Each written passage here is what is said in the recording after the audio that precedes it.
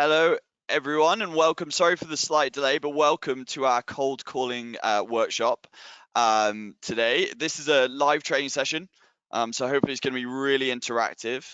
We've got some volunteers from the audience joining us as we go through. I'm joined by two wonderful human beings. So firstly, just a quick, John T, do you want to start off by introducing yourself? Yeah, hi everyone. My name is John T. Jules. I'm an enterprise SDR here at Cognism and have been cold calling for just over a year now. Awesome, really good to have you on. And Morgan, do you want to make a quick introduction if there's one needed? Absolutely. So Morgan, been doing sales training for the past 4 years with clients across the board, teaching them how to prospect and do cold calls like this, Salesforce, Slack, Google, to name a few. And I've been an SDR myself and made these calls, and we're ready to go. We're ready to rock. Awesome. And yeah, just by way of quick introduction, I'm David. I run the sales development organization at Cognism. I was also an SDR, started off as an SDR like everybody else, and then have moved through and grown the organization from 5 to almost 60 globally now. So yeah, hopefully I can add my take or two. Cool. So the agenda for today, if we could flick on to the next slide, fantastic. So we're gonna run through some kind of basic theoretical advice, some do's and don'ts on cold calling. John T is gonna be our icebreaker when it comes to our first live cold call. We're gonna do a bit of role play with John T, and then we're going to invite people from the audience on to join us to do some role play with them. Just so you hear this I'm sure every webinar that you ever join, but please don't be afraid to ask questions in the comment box. You should be able to see that. We will happily ask questions. We've got kind of a Q&A session at the end, so we can pick up some of those questions then. So yeah, any questions, feel free to add them to that box, just so we've got a bit of an indication of where in the world and who in the world we have on our webinar today. It'd be great just to open up that chat and kind of like write a message, just where you are, who you are, give us a bit of an indication as well. Okay, awesome. So let's jump straight into the cold calling do's and don'ts to give you a bit of an overview. So I don't know what stage everybody is at in the audience in terms of their SDR journey, but certainly cold calling is an incredibly important piece of anybody's repertoire. Probably, I'm sure there's a lot of people in the audience that this is what they're doing all day, every day. And so let's, knowing the theory on it is going to be super important. So I'll kick us off if you don't mind, Morgan. Absolutely, and then go ahead. We'll do a bit of like, table tennis on this. But let's start off with a do. All right. So first thing that I say to every single SDR, and one of the most important things you'll ever hear, is all around mirroring.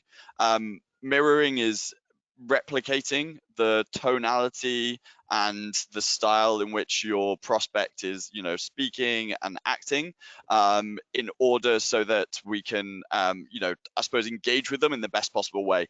Everybody does this naturally. I usually speak to my team about their grandma voice versus their friend voice. You go around to grandma's. Mine's 89, actually turned 89 this week. And when I go around, I put on my kind of cute, like, hey, Nan, how you doing? Like, hope you're enjoying your cake type voice, right? And realistically, when I'm speaking to my friends, I'm probably a lot more colloquial, a lot more direct. And I do that. That's purely mirroring, and it's completely natural. Something that I'm sure everybody's doing all day, every day. But it's really about creating that engagement with the prospect. So if I jump on a call and someone says they're really busy, I'm not going to slow down my voice. I'm going to speed it up, right? To recognize and that they've said they're busy and try and like really focus on that. So that'll be the kind of like one of my first and major points is recognizing as early as possible the tone and the way in which like our prospect is speaking, and really try and mirror that as much as possible. So yeah, Morgan, do you want to pick one up? Absolutely. So to compliment on that, it actually goes into the closed questions, right? Because I want to talk about the don'ts, because this actually goes with the mirroring, right? So when you are mirroring somebody, to David's point, you have to make sure that you make them feel comfortable with you. What doesn't make people feel comfortable is when you interrogate them. This is why this is right next to the mirroring piece, because you can't just ask people closed-ended questions, because they're going to start feeling uncomfortable and then they won't open up, which is why you want to ask open-ended questions. So one of the things that I feel like most people may have faced this before, if you're an SDR and you're in sales, I know this, I faced this before, is when you cold call someone and then just say no, yes, maybe, and you're like, this is going absolutely nowhere. So you have to figure out what are questions that I can ask to open up the conversation. So what I want everyone to do here is, if you are facing that same obstacle I just suggested, go write down what are the questions I can start asking that are more open-ended. Typically those questions start with how, what, when. Those are ways you can start having better conversations with the prospects you're talking to. So closed questions, I wouldn't say it's an absolute, like, don't ask closed questions, but for the majority of the cold calls you have, you need to be thinking about, how can I open up the conversation? Because this person is not looking to talk to you at all. And that's what we have to come into the mindset of, like, this person, you're calling them out the blue. They're not prepared for it. So you ask questions to show them that you know them a little bit, so they open up, and that's how it leads to better conversations. That's awesome. I'm happy to pick up the next one. I'm going to focus on the don't, just because this is something I did when I started, and it was something that once I changed, really changed my kind of SDRing. So initially it's really tough. You know, you're getting into cold calling, you're trying to balance the script, you're trying to understand what you're selling, and you're also trying to, like, actively listen to the prospect. So what I would find myself doing is really just speaking about whatever I was selling. And this is the easiest way that you will lose your prospect's attention. All you want to do is ask those questions that Morgan was saying, those hows, whats, that are really going to allow them to open up, because you need to remember that you are there to find a pain and to provide a solution. Not every cold call is going to be, you know, one that you can solve, but ultimately you want to ask those open-ended questions that will then allow you to mention those product features to kind of solve those pain points. So try and speak less about what you offer and really just, I guess, put the ball in their court and let them open up. And if there's a pain point, you can then solve that.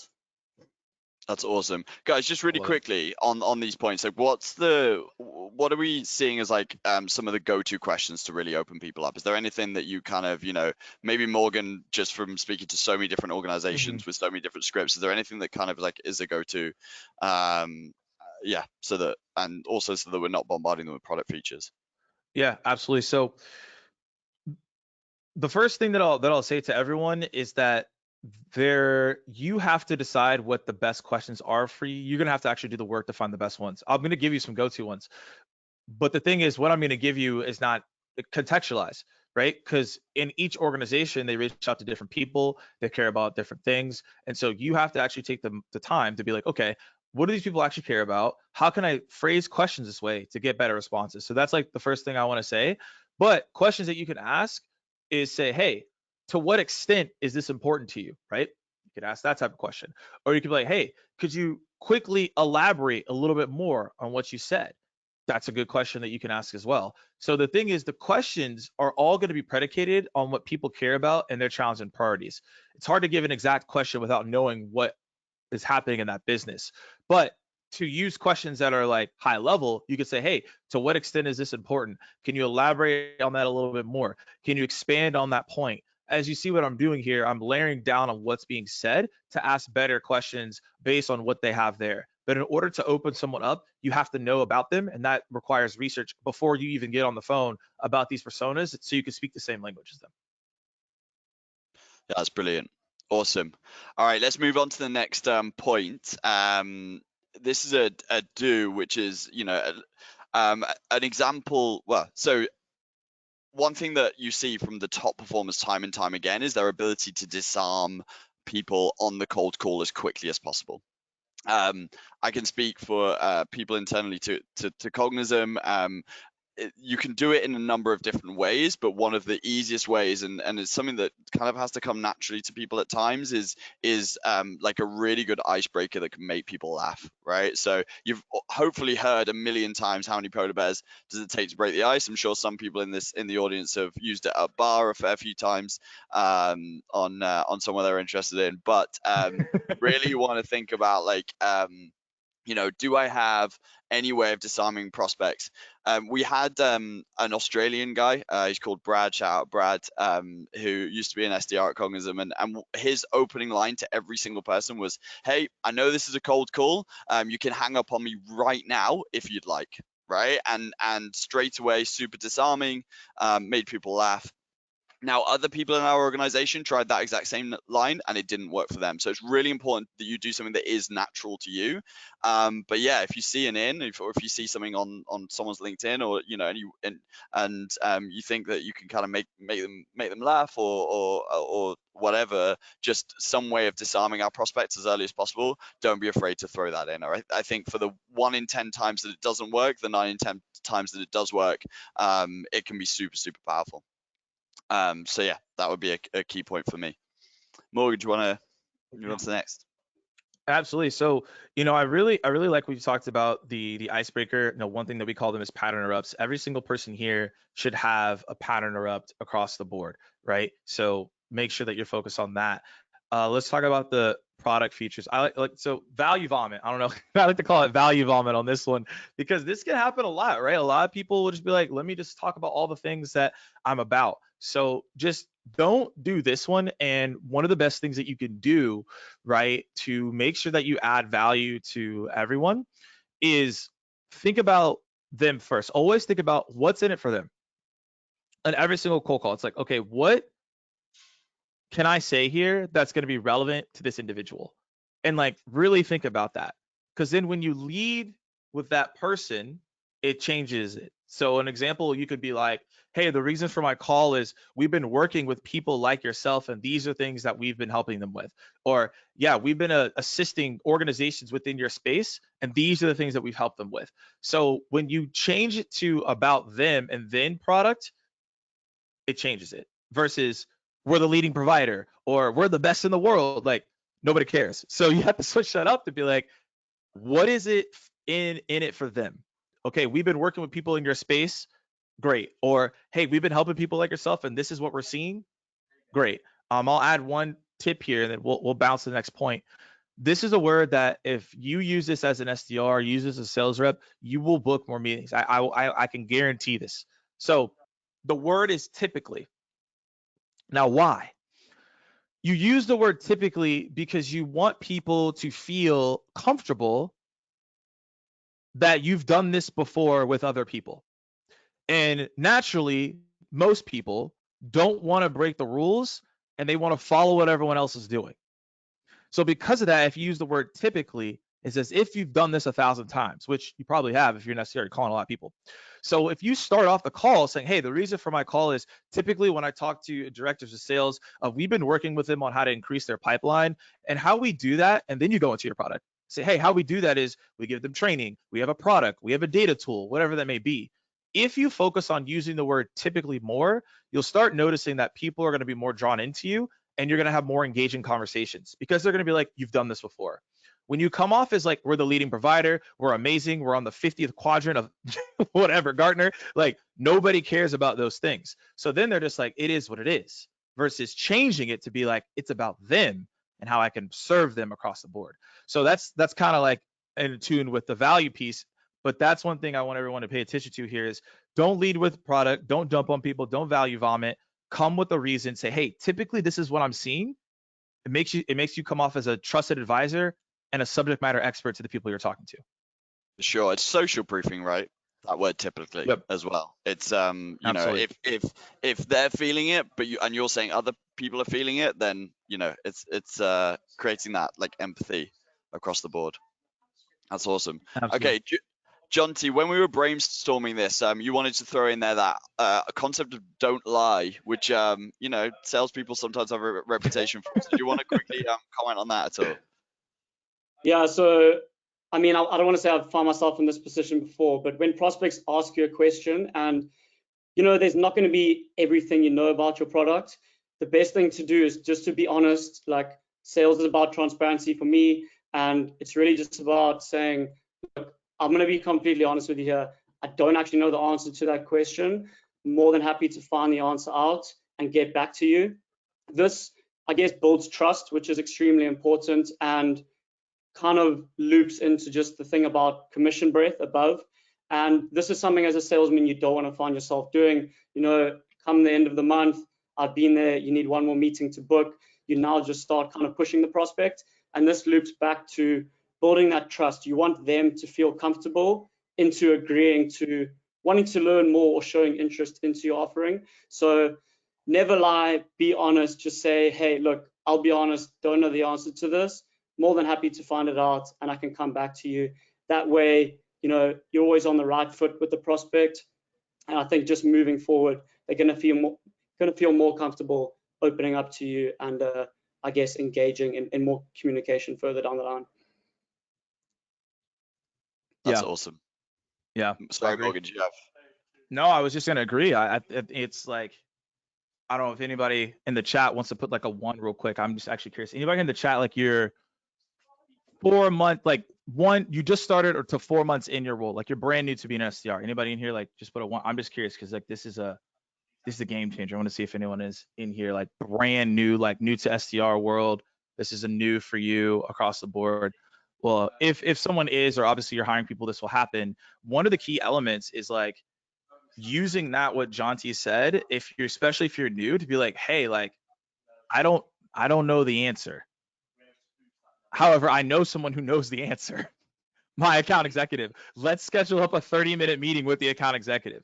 Like, when I was new, I used it all the time. You schedule a lot of meetings because you don't know, right? You're like, hey, look, I don't know that answer at all. And you have to compliment them, right? That's a great question. I wrote it down. Let's schedule a meeting with the account executive on that one. I just want to give that tip out there for some brand new people. Like, you should be using that all day long, because I don't know if David or Jonty's happened to you. I know it's happened to me. I'd like 2 months in, I tried to make something up and I got destroyed by the executive. He's like, yeah, that makes no sense and that's not right. And I was like, oh, okay. Let me never do that again. I did door to door for 2.5 years, and 2.5 years after I started, I was still saying that it was my first day to certain people, right? Like, which I know goes against Jonty's point of not lying, but really helped me get out of certain situations by just saying, hey, let me get back to you on these kind of things. Yeah, So, absolutely. More. Shout out to some of our new starters to the SDR world. Natalie Bond, Diego Souza, Jonathan Spencer, Ujjwal Rahman, and Harshit Gupta. So apologies for the pronunciation, but yeah, like, shout out to you guys. Feel free to reach out to all of us if you have any more questions. Okay. So let's just moving on, because I know I'm conscious of time. I did want to shout about a couple of some of the key things I teach new starters, which can really kind of give you some early success. Firstly, my concept of a 3 no's rule. I think you get told to objection handle, right? Like, everybody you call, you have to remember you're interrupting their day, and you're going to get pushback on everything you're saying. So I build in to our onboarding plan this concept of a 3 no's rule. It's a good general rule of thumb of like, you've got to push through 3 no's before you hang up the phone, right? You've got to try and push through 3 objections. I also find it really important when people are in a rut. So if there are any SDRs out there that are in a rut and they're wondering why, the most common thing that I see is people are looking for low-hanging fruits. They're imagining in their head a world where, you pick up the phone, you give your pitch and then people say yes straight away without thinking. Whereas when you're really confident, you really naturally just push through those objections. So having this 3 no's concept, a 3 no's rule, really allows you to stay consistent on pushing through those objections, which is sometimes really tough, especially when you're new, or as I say, when you're in a rut. So that'd be something that I'd work on. And then I'm really big on an assumptive close. So when one thing that I see again often in new starters, but it can kind of creep into like, it can be a bad habit that other SDRs have as well, is they get to the end of the call, they've got the prospect excited, and they say, okay, so would you like a demonstration of our product? Now, that question is a, you know, like this, it's 50-50 at that point. If you've got someone at that stage that's on the fence about whether they want to take a demonstration or not, generally speaking, if they're in theory, if they're truly on the fence, and you ask, would you like a demonstration? They're going to say no. And the reason is because humans always take the path of least resistance. Okay. And in that situation, and when they're truly 50-50, they're more likely to say no than to say yes. So what we do, and what I teach, is to kind of skip that step and ask a question like, so do you have your calendar in front of you?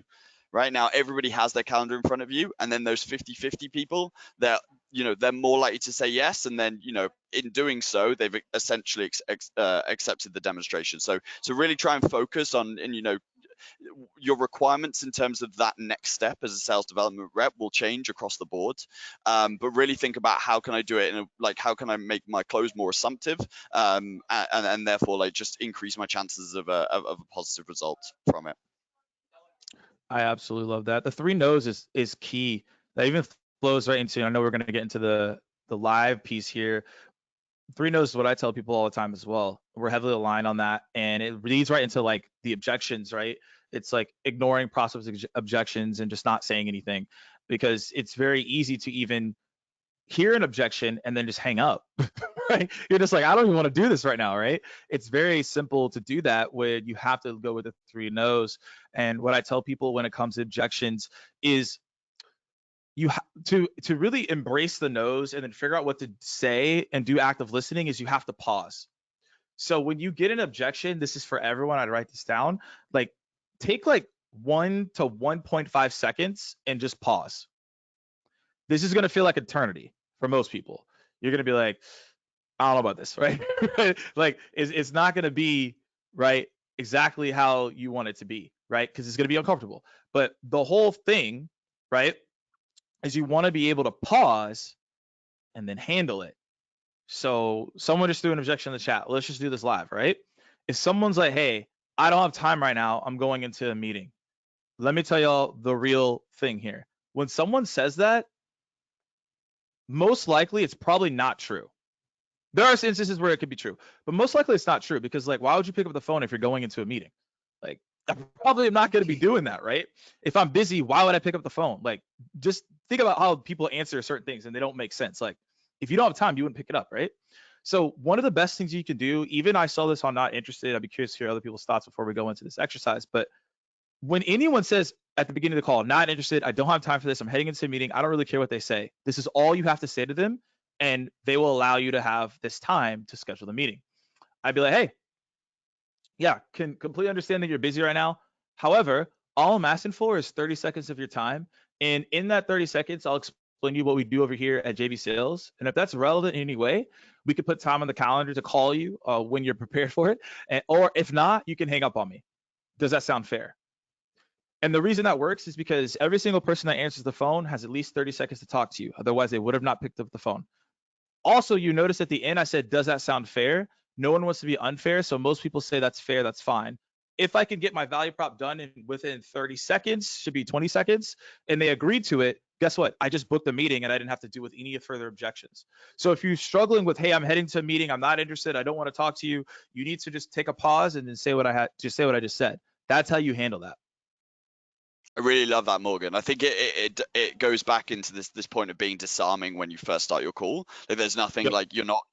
I think SDRs can tend to be really combative in that situation and kind of be like, why, like what, why you're not busy, but actually kind of just calling on fairness and also appreciating the fact that I agree with you, Morgan. Like they're clearly not that busy, otherwise they wouldn't have picked up the phone.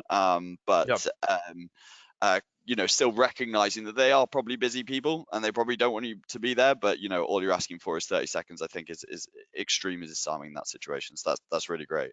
Absolutely. Okay, awesome. And please keep throwing these objections. We're seeing them coming through on the chat, and we'll try and get around to all of them when we can as well.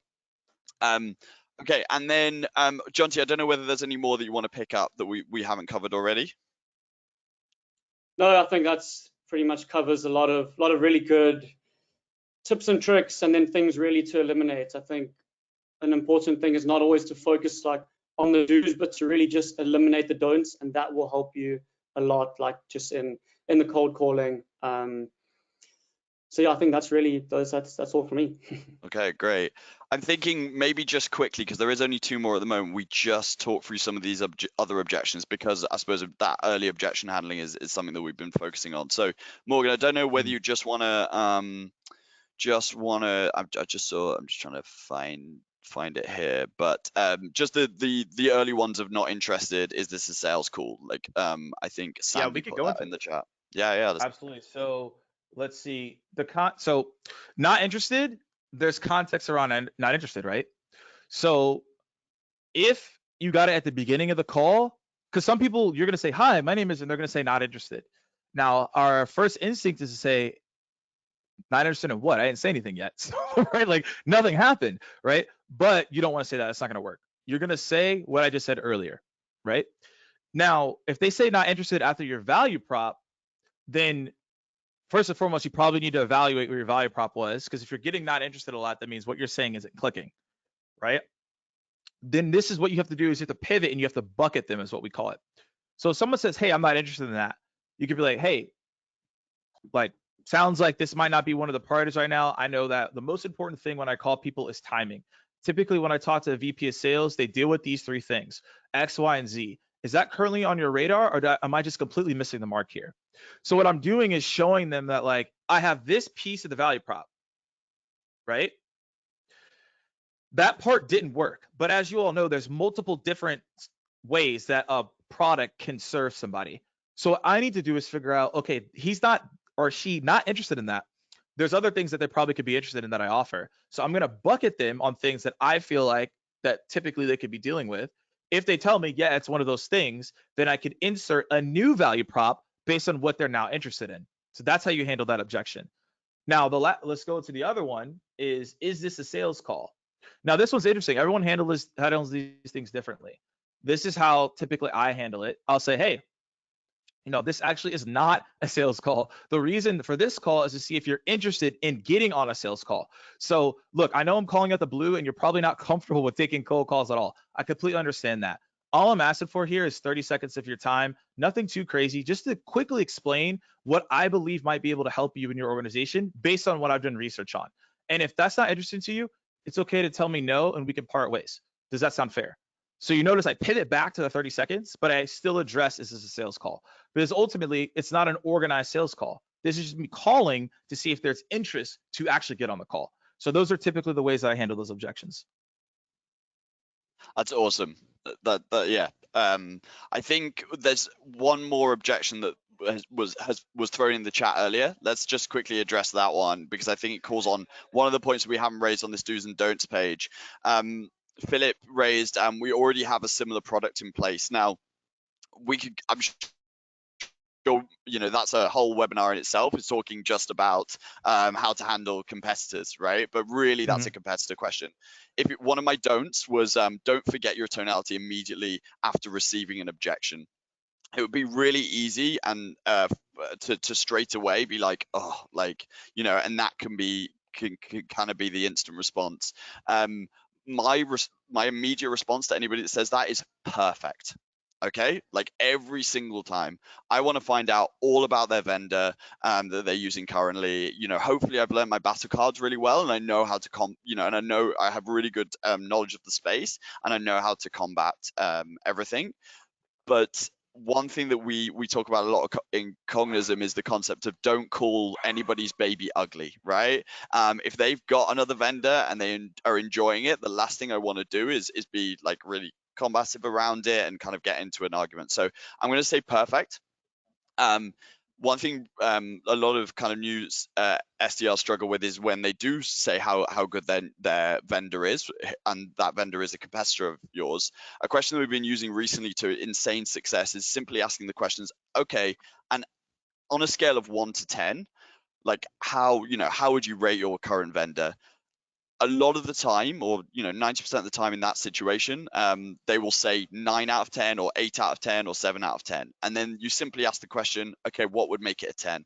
And now you're working out the pains that they might have with that current vendor that you can hopefully like really address and fix. So yeah, learn your battle cards, be super positive when people say that they've got another vendor. So you're already winning that, and again, disarming our prospect. But certainly that question for anybody that is struggling with people that are enjoying their current vendor has been really, really useful for us. Morgan, I don't know whether you want to quickly comment on that one at all. Yeah, I'll quickly chime in. So there's two things you can do. One is you can use a scale of 1 to 10. That's a really good one. Another thing that you can do is ask them like, oh, good to, like, you could say, like Dave said, hey, good to hear you're using them. We've heard them before. Out of curiosity, and I use out of curiosity before I ask questions, so it doesn't feel like I'm being interrogative. I'm just a curious person, and everybody likes a curious person because we're curious human beings. So I'll be like, hey, out of curiosity, are you married to that solution? So it changes it, right? Are you married to that solution? You can like something, it could be cool, but are you married to the solution? Then it changes the conversation because now they're like, no, we're not married to it. Then it's like, okay, so why? Now I can dig deeper, right? The other thing is I will go back to what I said, like. So I also want them to expand. So I'll be like, okay, cool, you're losing that solution. What do you like about it? Now, this is interesting if you use this. Not all the time, but some people, when someone says they're using something, it also means that they may not like it. I may have something, but I may not like it. So I could be like, hey, what do you like about this? And some people may be like, oh yeah, we have it, but I don't like it. Right? They may not have been part of the decision-making process. Maybe they weren't involved. They're like, yeah, I don't really like this product. That just changed the entire conversation, right? But let's say if they like it, it gets them to open up, it gets them to be excited, like we were just talking about. And then instead of saying, hey, like, what sucks about this? You ask someone, how would you like to improve on this, right? Improvements, people always want to improve. So I ask, how would you like to see this improved? So then they give me the answers, and then I can take those answers and move from there. So 2 additional things to what's been said here, but if you use one of the 3 things we talked about, you should be able to handle that objection. Awesome. Right. I think we should dive into the live cold calling element of this, which I think a lot of people are probably joined in for. So, John T, I think, I'm using you as the guinea pig to start off with, all right, to really break the ice here. Morgan, I hope you don't mind. I reckon I should take this one because I can also throw some specific product related objections at John T and see, so people kind of get a bit of an indication of how they see this. What do you think? Absolutely. Go ahead. Run it. I'm throwing John T under the bus a little bit here, but he did ask me like how to ring on the phone. What his ring should sound like. So make special note of like how John T chooses to ring to do his ringing at this point. But yeah, John T, floor's yours. Ring, ring, ring, ring. It was great, John T. Hello. Dave, it's John T. Jules calling from Cognism. John T. Dave, I'll be honest, we've never spoken before. I was just hoping you'd roll the dice to find out why I called. Yeah, sure. I can do that. Look, Dave, I speak with sales directors every day, and I've picked up a couple trends in the market. Just wanted to find out, if you were experiencing something similar. Would it make sense for me to ask another couple questions? Yeah, all right. You've got me for 20 seconds. I'll try to be quick, don't worry. So look, notice you were kind of heading up the sales team, at Cognism, managing the SDR function. Was curious to find out what you were doing, to ensure that they have, clean and accurate data for their prospecting. Yeah, sure. So we have a couple of different data tools right now that the team are using. And then that, all syncs with our CRM, which they, has historical data in as well. Makes sense. Look, typically I've noticed there's been a bit of like, a lack of quality and coverage within Europe. Would you say that these are similar issues your team are potentially experiencing? Yes, certainly. I think so look, at the tools that we target US and Europe, or just global really. US, I'd say the US data quality is really, really strong. But so you're saying that you're strong in Europe, right? We're strong in Europe, correct. We do have a global presence. You mentioned like being strong in the US at the moment. Like, what are the gaps, that you're currently seeing within Europe that aren't living up to the same within the US success? I'd say the main thing is phone quality. That's the biggest thing for us, right? We're a team of cold callers. We want phones. So yeah. And what do you do if your team don't have a phone number for someone, if you don't mind me asking? LinkedIn, email, just other touch points, but we definitely get more success on phones. So if you were able to, I guess, generate a mobile number for anybody, would your reps kind of lean on that as a first, touch point? Yeah, that'd be the main one for sure. So just so I'm clear, reps are leveraging the phone. If they're not kind of finding phone numbers, leaning on other tools and aren't seeing as much success. Would that be fair? Yeah, I'd say so. So in terms of Europe, what about GDPR? Like, I'm really big on GDPR. Legal team, like, nothing can get through a team unless it's compliant. Great question. Any mobile numbers we give to your team, we've already scrubbed against do not contact lists, the telephone preference service. Are your team doing anything of the sort at the moment to ensure numbers they're calling, are compliant? Well, our other providers have got through our legal team, but I've never heard of the TPS before. So telephone preference service, essentially, people opt out from being cold called. Not everybody loves a cold call. I'm a big fan of it. But essentially, we take that risk away, ensuring that any numbers your team call, you can be confident in them calling those numbers compliantly. Okay, and quickly, like, I find often with data companies, there's a lot of a lot of the time they have a phone number, but it's not, like, it doesn't really work. So, like, what, can you speak on anything related to that? I don't want to take on like another tool which like promises me loads of phone numbers, but actually, like, when the reps are actually calling, like, they never get through. This is something we see a lot. I'm going to be honest, no data provider is perfect, Dave. I'm sure you've experienced that in your sales career. We actually have this new function called Diamond Records on Demand. And what this allows us to do is if we do not have a mobile number for a prospect, within 48 hours, our team can do their utter best to kind of bridge that gap and find you that mobile number. Is this something you currently have in place with your current provider? No, that makes sense. Can you, John T, I really gotta rush at this point. Can you just send me an email on all of this? More than happy to send you an email, just so I can kind of personalize it to know what you're looking for. What do you want me to include in that email? I suppose information on the compliance aspect that we spoke about. The diamond data would also be pretty interesting. I'm going to need to, obviously pricing is going to come into it, so like I'd love to see some indications of pricing in there as well. Fair enough. I'm going to be honest here, Dave. It seems like we're a pretty good fit. You have similar tools in place. If you could get that better data, within the UK, European markets, happy to jump on a call later this week if you're open to learning more.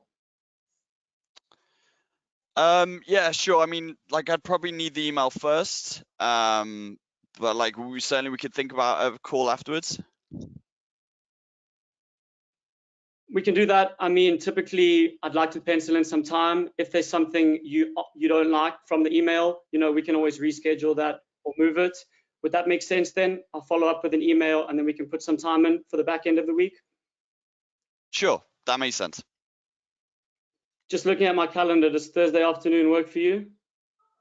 Yeah, that works. All right, awesome. Thanks very much, John T. Thanks for being the early tester. Great job, really great job. Sorry about the dog. I'm sorry about the dog as well. We're in an office full of dogs, so yeah. If you heard the bark, that's why. Okay, Morgan, I'd love, I think it's interesting for both of us, right, to kind of get some of your feedback on John T's call just then. Well, I mean, shout out to you for going in front of over 200 people. Not an easy thing to do. So well done. I mean, I like the way that you were continuously pushing with questions and driving the conversation. hard for anyone really to do is drive conversations on cold calls. And I like the roll the dice. I haven't heard that one before. I think that just was a really good pattern interrupt across the board. And then obviously you were able to push through at the end with the objection handling, right? So the things that I had written down is that once you said the roll the dice, you should have just gone with whatever your value prop was. You had a lot of like upfront contracts and permission-based questions. You're like, hey, roll the dice. Then you ask him if he had time. And then at that point, some people might just hang up the phone on you because they're like, okay, like, what do you want, right? So in all those intros you do, I typically tell people just have one and then go into the value prop, but you had like three. So I would just figure out, okay, like, how do you want to go about that? I think another thing that, and again, this is more product, so this is just what I heard, so it could be different on how you perceive this, is one thing that he talked about was, hey, like, okay, my reps get the phone numbers, right? And it might not be correct. Question you could ask is like, okay, like as of right now, how many people are you connecting with, right? So if it's like 1%, it's like, okay, so even if the data is like not as good as you want it to be, we'll probably get you at least a 5% increase in your connects based on just giving you data because you don't have any data, right? So I would just sort of ask them a question like, okay, like, what are you doing right now? Oh, we actually are connected with nobody. So like, if I give you data that's average, you're going to do better. It doesn't have to be top notch, right? So you could ask that question. And then the last thing is just, I'll be honest, can sometimes rub the people the wrong way. So I would just say what you have to say, right? And just be like, hey, like, this is what I'm going to tell you. I'll be honest, sometimes throws people off, and then they're like, wait, were you not being honest with me before? Very small detail, but I've heard that from people before. So that's my feedback on this one. David, I don't know what you got, but that's what I had written down.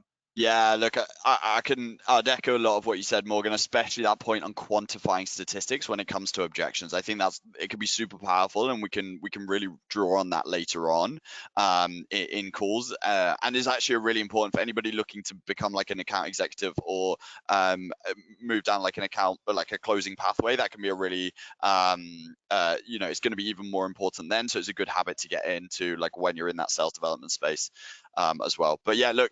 John T, thank you so much. I'm gonna start inviting people on. Hopefully they're still on the call, or they join the call. But should we start off with, is Josh Hodgson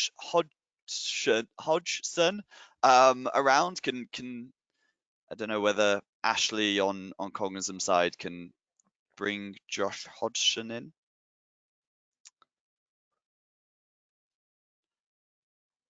I'll give it 10-20 seconds. Okay. Josh, apparently you're unmuted. Can you hear us? No. Okay, let's try someone else. Anmol Chandra. Are they free at all? There's always the technical issues. Always. Well, Anmol? hi, David. Can you hear me? Hey, Anmol. Yes, we can. Anmol, How are you guys?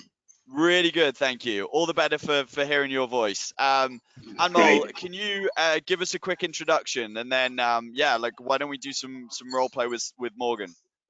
Great. And I am currently working as a sales development representative at Iconic Offices. It's a real commercial real estate company. So my job is to reach out to the clients who made inquiry in the past, and in reaching out to the clients who currently coming back in the office space. So would like to get some advice, and then we can do a role play if you don't mind. And would like to know some advice as we in this current era. Work from home is becoming a part of the life for many industry, and one of the most biggest obstacle I feel is to how I can create an interest in a client to use our office space, or maybe a meeting room or a day pass, which these three are actually our products. We have 16 buildings in Dublin, so we try to contact the clients to see if they are currently working from home or they're looking coming back in the office space. So so how would be, if you would be in my position, then what kind of pitch you would be using? What technical words or what open-ended phrases would you use in your pitch while talking to the prospect? It's It's not even words. It's not even a value prop. It's asking yourself some questions. So the first question that I would ask is, why would anyone want to go back to your office in a hybrid environment? What would you solve for somebody, for them right now? I'm working from home. Why would I want to go back? What do you help solve? That's the first question you have to ask. Right. Okay. Well, I would like to ask, like we have events, organized events where we conduct. Every month we conduct an event where each and everybody try to socialize. As due to pandemic, everybody's working from home. They didn't get the opportunity. The pubs are closed. The restaurants are working very limited time period. But we have created a platform where as known as iconic events, where each and every client in our portfolio can share about their products and services, and we have seen joint ventures in the past as well. And the other services, we are providing unlimited supplies in the kitchen, we have breakout spaces, etc., etc. Okay. Yeah. So I would dwindle that down to bullet points. So Yeah. what I heard is social. Yeah. Also is isolation, which means that I can actually do my work because maybe they have kids at home and there's a lot going on, right? So we can go to the office and actually get some work done, right? Yeah. I hear collaboration, right? These are things that I hear.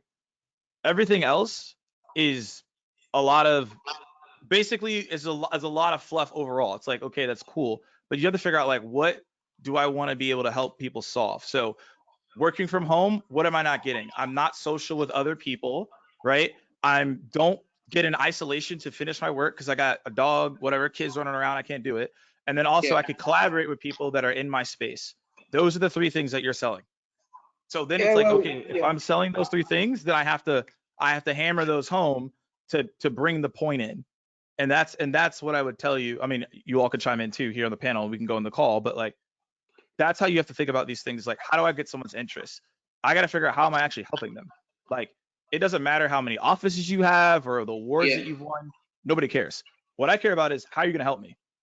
Okay, you got people I can connect with. You have social events. Like, I can actually get my work done. I'm intrigued to hear what you have to say. Like, that's the way you have to think about this. Right. Yeah. Okay. And okay, can we comment? Sorry, David, would you like to say something? I'm sorry, interrupted. Yeah, just really quickly, Anmol, what an interesting space to be in at the moment, first and foremost. Like, I think, it's very top of mind. It's so top of mind, and speaking as someone that's come back to an office, as you can probably see around me, right, and I've got my whole team there, I think for me, like, I'd be building two different pitches if I were in your shoes. I'd have my differentiator pitch, and that would be like people, because I'm sure that a lot of people you speak to are interested in coming into office spaces and coming into office spaces quickly. And then I just need to, I'd be really focused on like what my space is going to bring above other spaces. But then you need to think about that education pitch as well, which is exactly what Morgan was just speaking about. And they're the people that, like, why should I return back? What are the advantages? What are the advantages other people are seeing? The concepts that Morgan just touched on. Why don't we just jump in really quickly, Anmol, if you're up for it? Like, why don't we role play this out once, just really fast? Why don't you try and do like John, similar to John T, give us a ring, and then Morgan will pick up the phone, and let's role play it out once and see if there's any concepts. Go. Right. So, tring. Hello? Is this Morgan? This is me. Good afternoon, Morgan. This is Anmol from Iconic Offices. How are you today? I'm all right. Good stuff. I won't keep you long on the phone, Morgan. You made an inquiry with us 2 years ago for an office space. Just wanted to know, how did your search go? Yeah, well, that was 2 years ago. A lot was happening and a lot has changed. So as of right now, I'm good. I have a home office now. We just built it, and I'm feeling really good about the space that I have right now. That's good. Well, look, the reason why we call is that as the restriction have been eased, we have currently reduced our prices by 25% on the office space. Along with that, we are providing a lot of services and offerings as well, such as social events and unlimited supplies in the kitchen. You get shared internet as well. if you would be interested in how many desk space you would be looking for. It's just me. It's for yourself. Yeah, it's just me. Yeah, yeah, no problem. We have one desk private office which give you access for 24/7, and with this you get you can use the meeting room as well. We have if you be spending if you would like to have a private office, then how much is your budget? Oh, well, like I just said earlier, I just built a new home office, so I don't have a lot of budget right now. So this might be out of my scope. Right. I completely understand. You just built your new office and you invested your money at that. But you see, I've been hearing this a lot that the people have settled down for working from home, but you are missing the social event, the socializing which had in the past. As if you would like to visit our office space and see what breakout areas we have, what are these with social events we are conducting every third week of the month. Would you be interested in coming in to view the office space next week? Yeah, that's intriguing. Like just out of curiosity, like what type of events are y'all running? So, like for instance, David, you have a business which you are giving solution for the cloud-based environment. So, what we do is we conduct social events where each and every client in our portfolio have a chance to demonstrate what they are doing, so that everybody gets to know each other. So you know who your neighbor is in our building, and in future maybe in the future you might get a chance where you could sell your product within our portfolio within our clients, and plus we do events and music, a little bit of gigs as well in our breakout space. Okay, that sounds like it could be interesting. Yeah, great. Would you be interested to come on Monday, the 1st November, at any time? Oh According to man, you. that day is crazy right now. I don't know if I can do that. Okay, no problem. How about Tuesday or Wednesday? Wednesday could work. Well, great. What time would you be interested? Maybe around in the afternoon, like 3. Okay, no problem. Wednesday 3, I will send you an invitation uh, following up this call by email, and I look forward to seeing you in the building. I hope that's great. All right. Great. Thank you. So thank you very much. Thank you very much, Morgan, for your time. Look forward to seeing you. Bye. Absolutely. Bye. Beep. So now I qualified the client. Now he's interested to come in the office space. I'll show him the office space and the breakout area, the meeting rooms, and everything.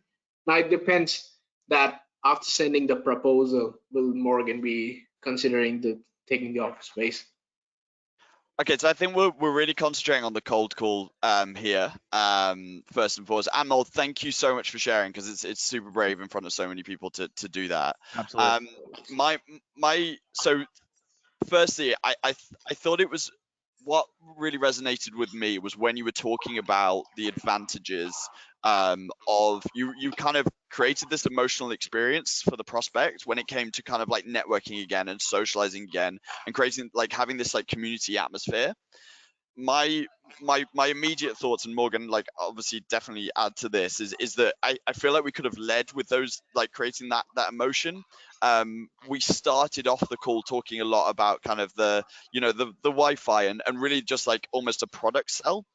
And Yeah, that for me was that for me would make a huge difference to your cold calling, is if we can really start off talking about the value to the prospect. Okay, why does great Wi-Fi, a problem with my house right now personally is the fact that my Wi-Fi is not as good as the office. So, like, could I really like build, could I not just talk about that feature of my product, but really like what value that's going to bring, right? right. So yeah, that would be my initial thoughts. I don't know whether, Morgan, you want to add anything. Yeah.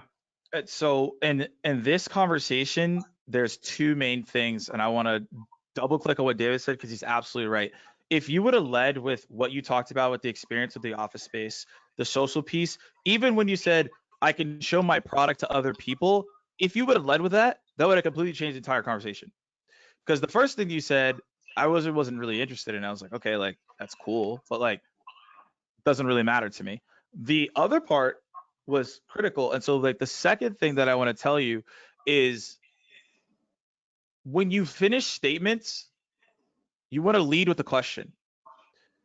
So you said a Right. statement, and again, we're in a role play, so I'm not going to do you like that. But most prospects, if you said a statement like you did, they would have not said anything. They'd just been like, and we would have just been standing here. Like, I'm not going to do that to you, but I'm just saying that has happened before. You say all this stuff, and they'll just be like, okay. Right, I get your You point. didn't ask a question to lead them, right? Because now it's just like, okay, what am I doing with this information, right? Yeah. And the other part about this is when you're asking this question, is that you want to make sure that when I said one person, you could have been like, okay, so like that means it's just you. How's your business doing? Right. And I would have talked about my business, and then you could have been like, hey, we actually have social events that allow you to show products to different people, right? You could have spun it. So just those are the two things I would suggest to you. But obviously, Right. you came up here and you did it, which is great. All right, thank you. I appreciate your advice. Absolutely. I'll note it down. I'll put it, implement in my pitch. Amazing. Anmol, let us know Love how it. it goes. But thank you for joining us and sharing. Morgan, how are you doing for time? Is it worth us I'm just good. squeezing one more in? Yeah, amazing. All right, good. I think we have. I'm hoping he's still available. But Michael put himself forward before this webinar started. Michael Sikic is Michael? Yeah, that's me. Can you hear me? Yes. Hi, Yeah, there Michael. we How you go. doing? Hey guys. Michael, All right, I'm already stealing everybody in the audience's time now, because I think we're just running over, and also Morgan's, and he's very expensive. So I will let's dive in, because as soon as possible. Can you do something similar to Animal? Why don't you give us a bit of a heads up on who you are, where where you're based, what your product is, and then we can dive into another role play with Morgan. Absolutely. Let's keep it short and sweet, shall we? Yeah, my name is Michael Sikic. I'm a Canadian. I'm living in Vienna, and I work for B2Match. It's an event management software company based here in Vienna, Austrian grassroots. And that's what we do. That's our business. We make sure that people have events and they connect in any shape and form that we can in this environment that we live in. Cool. Amazing. Again, another really interesting space at the moment. So yeah. What let's hear your ring. Maybe it's slightly different from Switzerland. And yeah, we'll dive in. If Morgan, you want to pick this one up as well. I'm ready. Ding dong ding, ding a ling a ling. This is Morgan. Hey Morgan, so glad I got you. How you doing today? I'm doing okay. Good. Hey, my name's Michael. I work for one of the largest IT companies in Austria, B2Match, and we want to make your event coming up on the 12th of December the best event that you've had so far. How's that sound to you? I mean, it sounds great so far, but they tell me if it sounds too good to be true, it should be skeptical. So what's going on here? Hey, well, let me ask you a question first. You know, it's a crazy time we're living in. How have you been spending your days working? Are you working from home? Are you, in the office? Is it some sort of hybrid? Yeah, I'm a hybrid. So I'll spend 3 days at home, 2 days in the office as of right now. Okay. Yeah, so typically that's kind of what we see with a lot of people now, they're doing this hybrid, or if they're working from home, and your event can be exactly that. So at B2Match, we have done for the past 10 years, virtual, physical, and now hybrid events. So we specialize in creating this event, making the most of those connections, turning these great ideas that you have into reality. So do you have a little bit of time to talk more about this? I mean, how do you do that? There's a lot of event companies out there that do the same thing as you. So what makes you all different?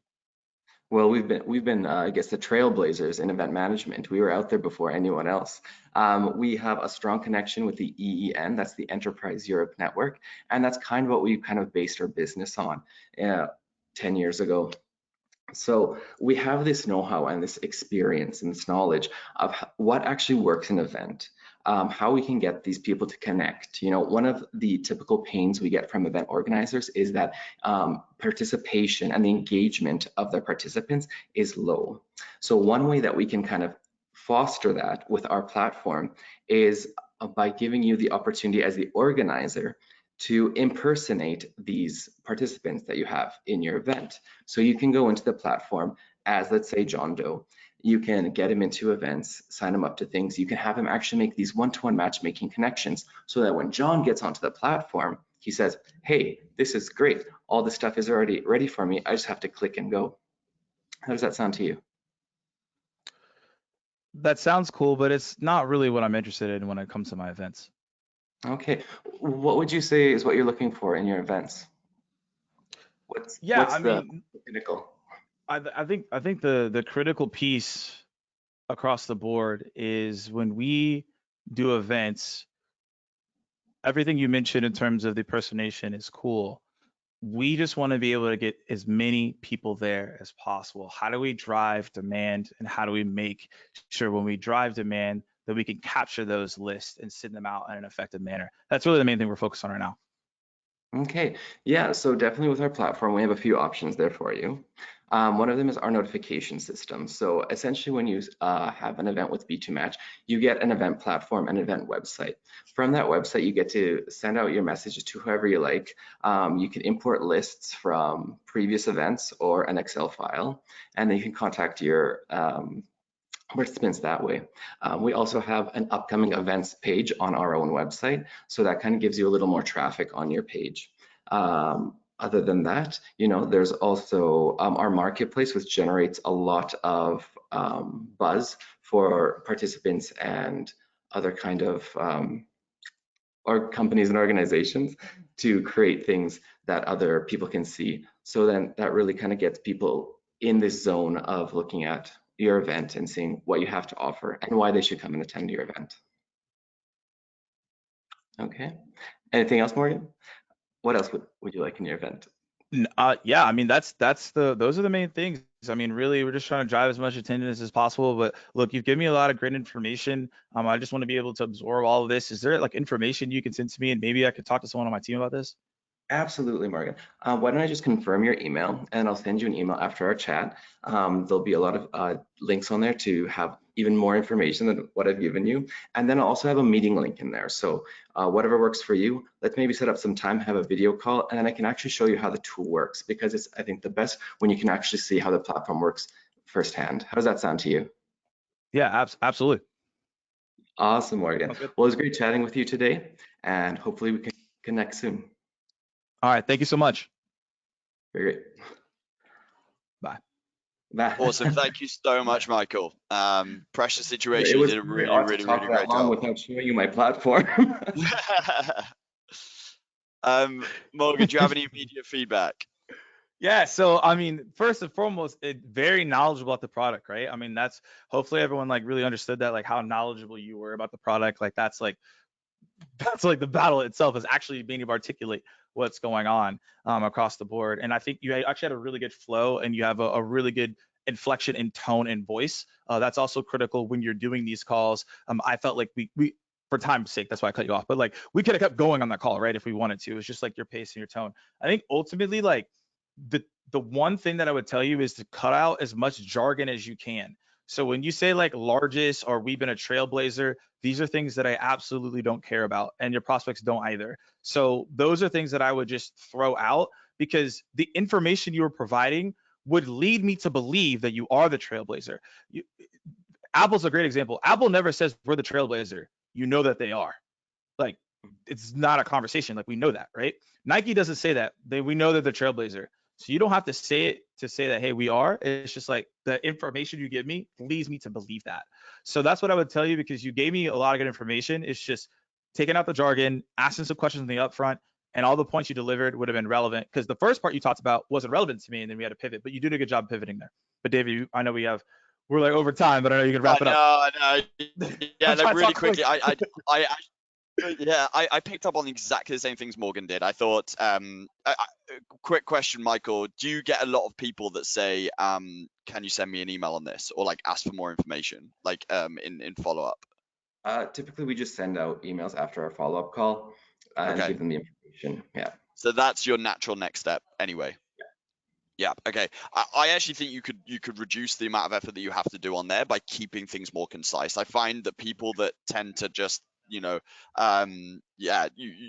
when you give like a lot of information very quickly, our brains take a long time to process this kind of information, especially if you're calling someone like me. So that the biggest indicator of kind of like, you know, potentially giving too much information on a call is people asking for more information so they can go and digest that. If it's your natural next step, that's great, but I reckon, like, you know, you might be able to get people into, like, you know, follow-up calls quicker, and maybe the next step after that if we're keeping things more concise. And then, but the biggest thing for me was exactly what Morgan just said there. I'm a really big believer of, like, we essentially give like a tiny bit of context here at Cognism. You probably heard it on John T's call, a tiny bit of context in terms of what, like, our space and what our product does, but then immediately we're asking questions about process, and we're trying to understand, like, okay, so the key question in the case of your company would be, are you hosting events right now? What do they look like? What's important with those events? I'd ask those questions up front, like to almost demand that off the prospect, which can be hard, before kind of giving them the pitch, because then we're making it as relevant as possible to their use case, right? And that's going to really, like, help you resonate, and again, just cut out kind of wasted words, which will end up making your prospect very unengaged. So yeah, I know I'm echoing exactly Morgan's point, but I think they're really important, and actually common mistakes that you see across the board. But thank you so much again, Michael. Thank you, guys. Right, so we've already gone over time, and I've yeah, like, Morgan's already sent me the invoice for the extra time, so we unfortunately can't do any more. We've got some really great feedback in the group about kind of like how much people have enjoyed this session, and certainly this is something that's quite easy for us to do. So if the feedback's really strong, you know, let us know if there's any way that we can improve it, but we're keen to kind of like do this kind of session again in the future. We had loads of people posting and saying they'd love to volunteer, so let's see what we'll definitely work on that. But feel free to reach out to our marketing team, myself, Morgan, John T, if you'd like to get involved next time, or just generally if there's any feedback in terms of like how we could be doing this in the future. But for everybody, thank you so much for joining in today. Thank you so much to Anmol and Michael, and obviously John T as our 3 volunteers. Keep going on about it, but it's very scary stuff, jumping on a call like this. Yep. and doing your cold call practice in front of almost 300 people. But yeah, we appreciate all of your time. Morgan, John T, any final remarks? Just thanks to everyone for joining in. Morgan, thank you for sharing your wise knowledge with us all. Dave, you've obviously taught me the tricks from the start one, but Morgan, great to hear some insights from, you know, a leading sales trainer. So I'm sure everyone has some good feedback to take away from today, where the do's, don'ts. So yeah, hopefully we'll see everyone soon. Yeah, no, I appreciate everybody showing up, asking questions, and the people who participated. Shout out to you all, and keep dialing. Just keep dialing. Yeah, 100%. David Bentham on LinkedIn, Morgan Ingram on LinkedIn, and John T. Jules on LinkedIn. So hit us up. Thanks very much, everybody. Cheers, everybody.